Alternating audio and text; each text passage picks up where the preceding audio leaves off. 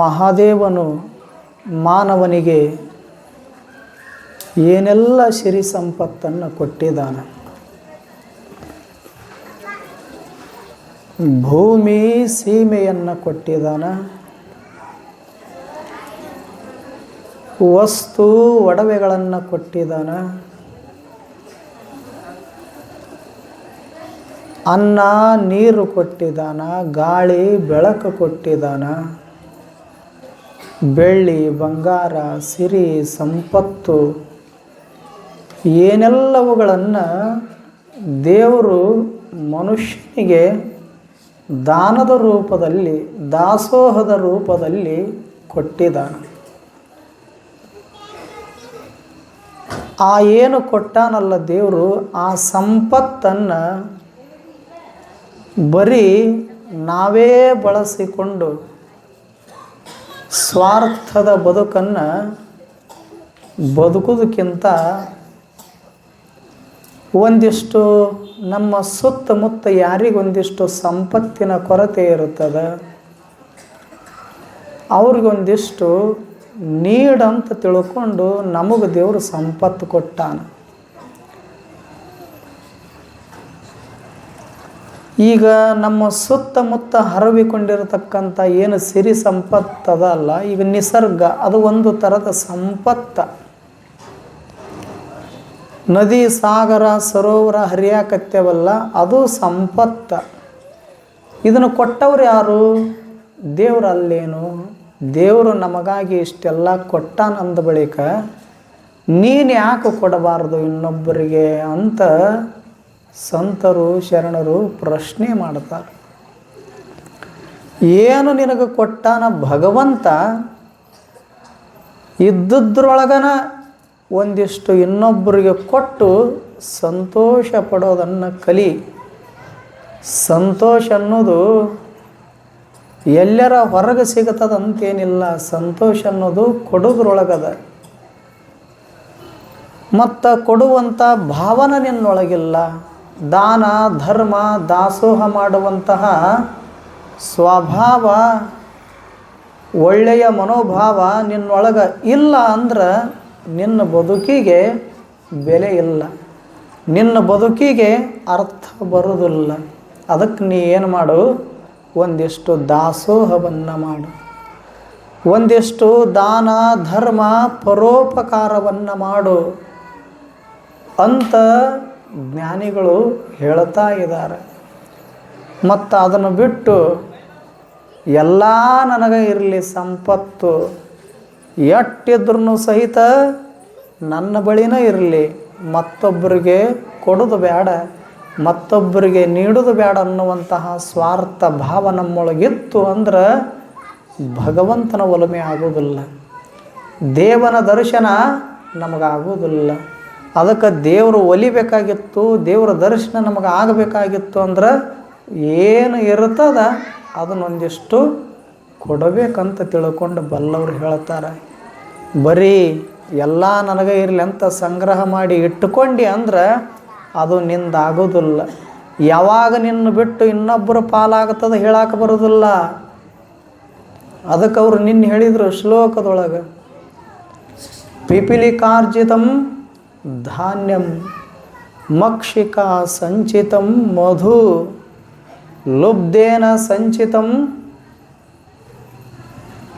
ದ್ರವ್ಯಂ ಸಮೂಲಂ ಚೇ ವಿನಶ್ಯತಿ. ಎಷ್ಟು ಚಲೋ ಮಾತು ಹೇಳ್ತಾರೆ ಅವರು. ಮನುಷ್ಯನೇ ಪಿಪಿಲಿಕಾರ್ಜಿತಂ ಧಾನ್ಯಂ, ಇರುವಿ ನೋಡಿರಲ್ಲ, ಇರುವಿನೂ ಸಹಿತ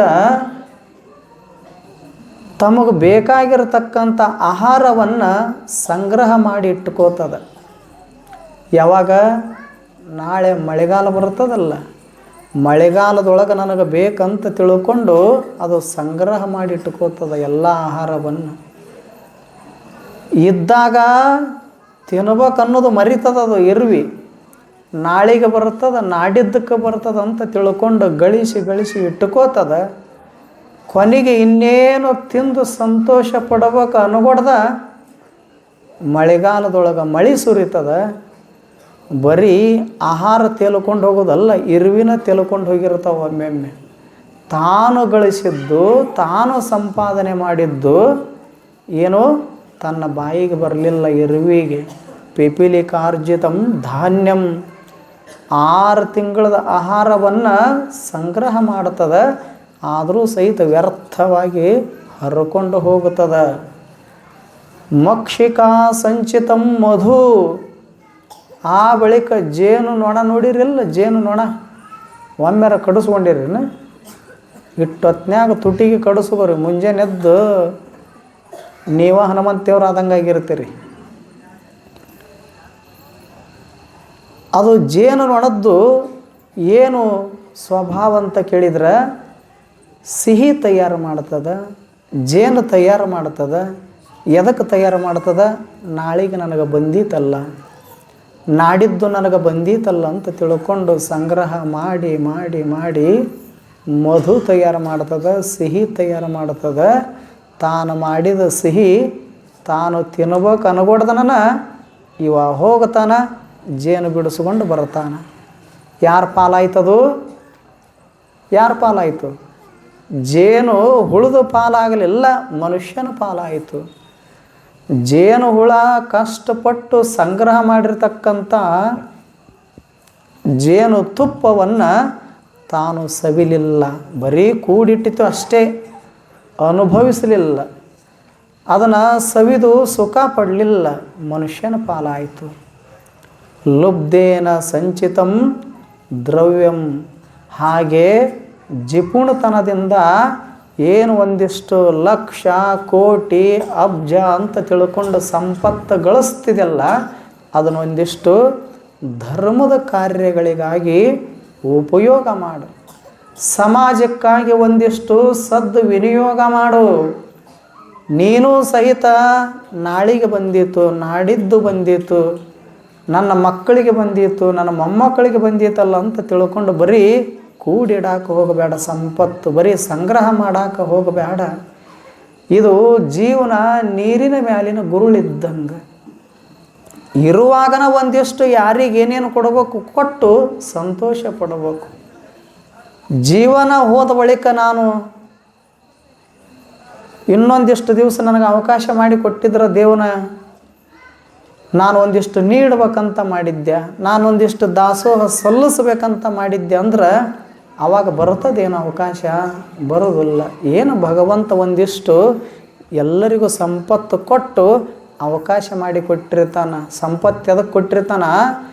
ನಿಮಗಾಗಿ ಅಷ್ಟ ಕೊಟ್ಟಿರೋದಿಲ್ಲ, ನಿಮ್ಮ ಸುತ್ತಮುತ್ತ ಯಾರಾದರೂ ಒಂದಿಷ್ಟು ಬಡವರಿರಲಿ, ನಿರ್ಗತಿಕರಿರಲಿ, ಭಿಕ್ಷುಕರಿರಲಿ, ಅವ್ರಿಗೆ ಒಂದು ತುತ್ತಿನೊಳಗೆ ಒಂದು ಅರ್ಧ ತುತ್ತರ ನೀನು ಕೊಟ್ಟು ಏನು ಮಾಡು? ದಾನ ಧರ್ಮವನ್ನು ಮಾಡು. ಅದೇ ನಿಜವಾದ ಧರ್ಮ. ಅದು ನಿನ್ನನ್ನು ರಕ್ಷಣೆ ಮಾಡ್ತದೆ. ಧರ್ಮೋ ರಕ್ಷತಿ ರಕ್ಷಿತ.